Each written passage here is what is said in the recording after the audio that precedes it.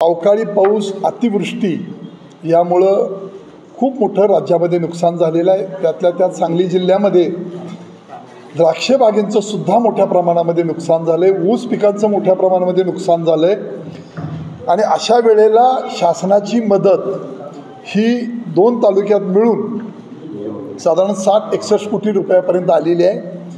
त्याचा पाठपुरावा करून त्या दृष्टिकोनातून लवकरात लवकर शेतकऱ्यांना मिळावे यासाठी काही आम्ही प्रश्न हाती घेऊन आंदोलनही उभा राहिली।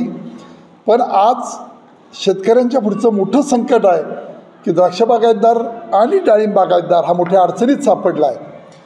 परवा CM साहेबांची आणि ह्या सगळ्या शेतकरी नेत्यांची बैठक झाली, त्यामधला वृत्तांत असा माझ्या कानी आला की जूनला आपण ते करूया, जून ही कट ऑफ डेट होईल, मार्च नंतर थकबाकी झाल्यानंतर NPA व्हायला 3 महिने लागतात, त्यामुळे जूनची तारीख धरली। पण आमची ही मागणी आहे की सरसकट कर्जमाफी व्हावी की जे त्यांनी आश्वासन दिलेलं आहे। आणि या संबंधामध्ये द्राक्षाच्या संबंधामध्ये डाळिंबाच्या संबंधामध्ये काही चळवळीत काम करणारे नेते आणि काही त्यावर अभ्यास करणारे हुशार माणसं, अभ्यास करणारे शास्त्रज्ञ म्हणू आपण, ती माणसं बोलवून एक चर्चासत्र घेतोय। जी कमिटी नेमलेली आहे मुख्यमंत्री महोदयांनी प्रवीण परदेशी साहेबांच्या नेतृत्वाखाली, त्या कमिटीला सुद्धा आम्ही प्रेझेंटेशन देतो की द्राक्ष बागायतदारांची अवस्था काय आहे, किती कर्ज आहे। तेव्हा ते प्रेझेंटेशन देऊन सरसकट कर्जमाफी व्हावी या उद्देशासाठी पुन्हा मुख्यमंत्री, दोन्ही उपमुख्यमंत्र्यांना आम्ही भेटणार आहे आणि सरसकट कर्जमाफी हा मुद्दा धरून कर्जमाफी व्हावी यासाठी आम्ही हे सगळे प्रयत्न करतोय।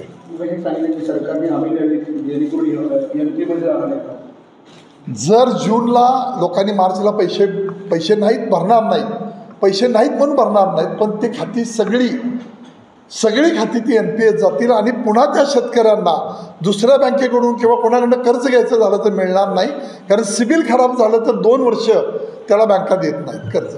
त्यांनी एक स्टेटमेंट दिलं होतं, आमच्यात लगेच मी स्टेटमेंट दिलं की एका स्टेजवर कुठं आणि किती वाजता यायचं सांग, आपण ती सगळी कागदपत्र घेऊन जातो। तमाशातला नाचा सुद्धा एवढं सोंग करत नाही, एवढं सोंग चाललेलं आहे आता त्यांचं, तेव्हा एकदा उघडं करूया। अरे किती खोटं 3 ते निघाले 3, हे बघा तुम्हाला आता पटणार नाही, विटा टू काकडवाडी फाटेपर्यंत म्हणजे त्या पंढरपूर रोडपर्यंत 4 पदरी रोड मंजूर करून घेतला आहे।